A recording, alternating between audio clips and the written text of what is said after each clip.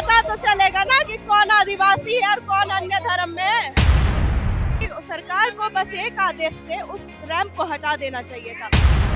हम आदिवासियों के धर्म के भावनाओं से ना बहुत खिलवाड़ किया गया है। हर चीज के लिए आदिवासी समाज को लड़ झगड़ के अपना हक लेना पड़ रहा है। आदिवासी समाज लगातार सिरमटोली का जो मुद्दा है, रैंप का जो मुद्दा है, उसको लेकर मुखर से आवाज उठा रहा है। लगभग 3-4 महीनों से यह आवाज उठ रहा है, लेकिन रैंप का मामला अभी तक सॉल्व नहीं हुआ है। हमारे साथ बातचीत करने के लिए एंजल लकड़ा जी हैं, ये प्रवक्ता हैं और इनसे जानते हैं कि आज का जो ये रैली है, धरना प्रदर्शन राजभवन के समक्ष, इसमें क्या कहना चाहिए? ये आज जो रैली निकली है और आज जो हम विरोध कर रहे हैं सरकार का, ये बहुत बड़ा मुद्दा बन चुका है। ये बहुत देखा जाए ना तो ये जो रैंप वाला जो मामला था, ये बहुत बड़ा मामला नहीं था। जिस तरह से रोड मैप पास किया गया था रैंप बनाने का, फिर अचानक से उसको हटा के जो हमारा केंद्रीय सरना स्थल है उसके सामने से रैंप को उतार दिया जाता है, तो ये हम आदिवासियों के धर्म के भावनाओं से ना बहुत खिलवाड़ किया गया है। हमारी बस यही मांग है आज को ये रैंप हटाने को लेकर कि जब भी हमारा सरहुल का जो जुलूस निकलता है, जो हमारे केंद्रीय सरना स्थल को सिरमटोली को मनाया गया और वहां से सीधा रैंप उतार दिया गया, अगर वहां 20-25 जन की भीड़ भी अगर चली जाए तो घुसने में बहुत ज्यादा दिक्कत हो जाती है, ठीक है। और जब वहां पे लाखों लाख की भीड़ आए तो केंद्रीय सरना स्थल के अंदर जाएगी कैसे? वो हमारा एक धार्मिक स्थल है, वो उससे हमारा अपना धर्म, मान्यता, आस्था, भावना सब जुड़ा हुआ है। लेकिन अभी देख रहे हैं कि जैसे जो हम 4 महीना से रैंप हटाने को लेकर के विरोध कर रहे हैं, अभी इस बार जब सरहुल मनाया गया उसमें कितने लोग रैंप के वजह से घायल हो गए, जगह नहीं हो रहा है, जगह बच नहीं रही है जगह पे। तो बात इतनी सी थी कि सरकार को बस एक आदेश से उस रैंप को हटा देना चाहिए था, लेकिन उन्होंने अभी तक कोई डिसीजन नहीं लिया है। अभी एक मुद्दा और भी चल रहा है शराब नीति को लेके और पेशा कानून को भी लेके, तो शराब नीति जो सरकार लाई है उसमें क्या करना चाहिए? शराब नीति जो है उससे मैं या पूरा आदिवासी समाज जो बिल्कुल विरोध में खड़ा है, क्योंकि जैसा उनका कहना है कि हमारे आदिवासी भाई बहन के मतलब सहमति से अगर वो शराब की जो दुकानें खोलते हैं वो क्या चाहते हैं कि आदिवासी समाज के दारू पीकर धूत रहे, वो जिंदगी में कुछ कर ना पाए। आदिवासी समाज जो आज हमेशा से जिंदगी में लड़ते आया है, झगड़ते आया, हर चीज के लिए आदिवासी समाज को लड़ झगड़ के अपना हक लेना पड़ रहा है। तो उसमें आप खुद देखिए ना, आदिवासी समाज के रोड में उतरने के लिए है। आज जितने भी यहाँ पे आप देख रहे होंगे बैठे हुए विरोध करने के लिए, सब माताएं बहनें, क्या वो चाहेंगी कभी कि उनके बच्चे रोज दारू पी के आए? कल कांग्रेस पार्टी के द्वारा यहाँ पे सरना धर्म कोड का मांग किया गया और आज जेएमएम के द्वारा भी सरना कोड का मांग किया जा रहा है, तो क्या वो आदिवासियों के साथ है? नहीं, सरना धर्म कोड मांग के ये जेएमएम या कांग्रेस दिखाना क्या चाहती है? हम इतने दिन से लड़ाई कर रहे हैं, हमारा जो मुद्दा है ये कितने आगे तक पहुंच गया है। हमारी जो लड़ाई है, हमारा जो अबुआ सरकार कहते हैं खुद को, आप खुद देखिए जाके, हमारे झारखंड में हम सारे आदिवासी रोड पे उतरे नजर आते हैं, ठीक है। अगर वो धर्म कोड का मुद्दा उठा के यहाँ पे राजनीतिक करती है तो ये तो बहुत ही नीच बात है, बहुत ही नीच बात है, करनी नहीं चाहिए उनको, ठीक है। और ये सिर्फ इनका दिखावा है, ये धर्म कोड का मुद्दा उठा के, अरे आदिवासी जो चीजों के लिए लड़ रही है, आप उस हक के लिए खड़े नहीं हो रहे हैं। सरना धर्म कोड के लिए आप एक दिखावा, फालतू राजनीतिक करने के लिए आप खड़े होते हैं।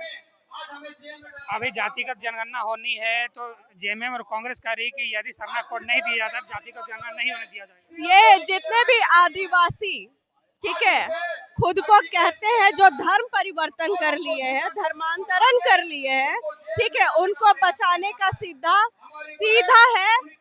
मतलब एक सीधा उपाय है कि जातिगत जनगणना का नाम छेड़ दो। अरे मैं चाहती हूँ कि जातिगत जनगणना हो, लेकिन लेकिन जितने आदिवासी हैं उनको एक कैटेगरी में रखा जाए और जितने चाहे क्रिश्चियन है चाहे मुस्लिम धर्म परिवर्तन करके बने उनको एक अलग ये में रखा जाए। उनको हटाना, उनको आदिवासियत से एकदम बेदखल कर देना चाहिए, तब हो जातिगत जनगणना। इन्होंने अभी बात कहा है कि अभी जातिगत जनगणना की बात, अरे हो, हम आदिवासी समाज के लिए बहुत बड़ी बात है, हमारे हित के लिए है जातिगत जनगणना। पता तो चलेगा ना कि कौन आदिवासी है और कौन अन्य धर्म में है।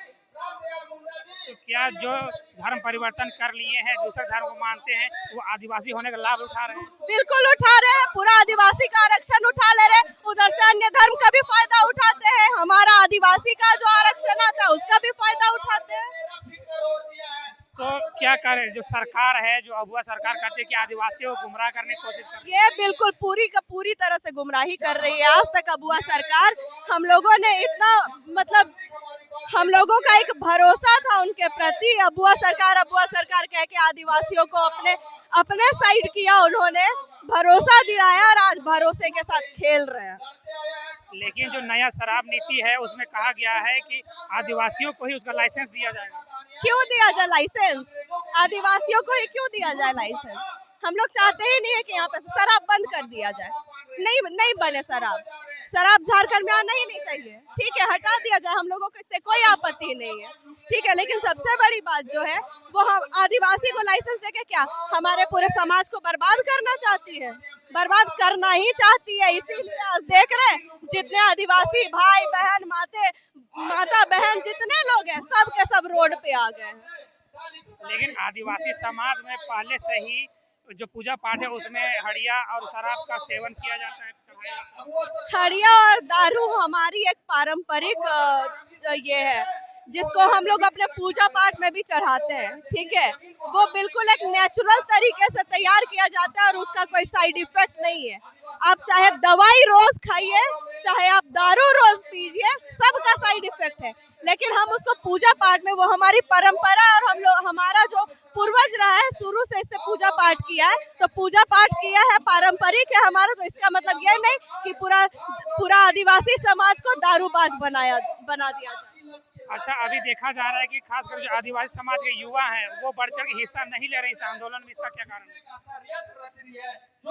हमें तो लगता है कि जितने युवा जागरूक है, ठीक है, जिनको अपने धर्म के बारे में पता है, जिनको अपना अस्तित्व के बारे में पता है, वो लोग यहाँ पे हैं।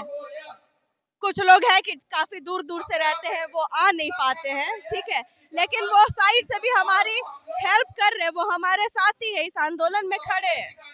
4 तारीख को आप लोग झारखंड बंदी का ऐलान किए हैं, 4 तारीख को झारखंड बंद कीजिएगा, उसका क्या योजना है और 4 तारीख को कहाँ बंदी की है? 4 तारीख को हमने पूरे झारखंड बंद करने की मांग की है और इस जो झारखंड जब बंद होगी, पूरा आदिवासी समाज अपने चौक चौराहे में निकलकर जो हमारी डिमांड है उसकी मांग करेगा, ठीक है, और ये एक ऐतिहासिक बंदी माना जाएगा। आप लोग जो रैंप को लेकर आंदोलन कर रहे हैं वो पूरी तरीके से बन चुका है, उद्घाटन के लिए तैयार है, क्या लगता है कि आप लोग आंदोलन से कुछ प्रभाव? उद्घाटन इतनी आसानी से होने नहीं देंगे, इतनी आसानी से उद्घाटन होने नहीं देंगे। हम लोगों का जो डिमांड है, चाहे रैंप को हटाए, चाहे उसके ऊपर से वो ब्रिज बनाए, ठीक है, लेकिन हम लोगों को अपना सरना स्थल के सामने वो रैंप उतरा हुआ नहीं चाहिए।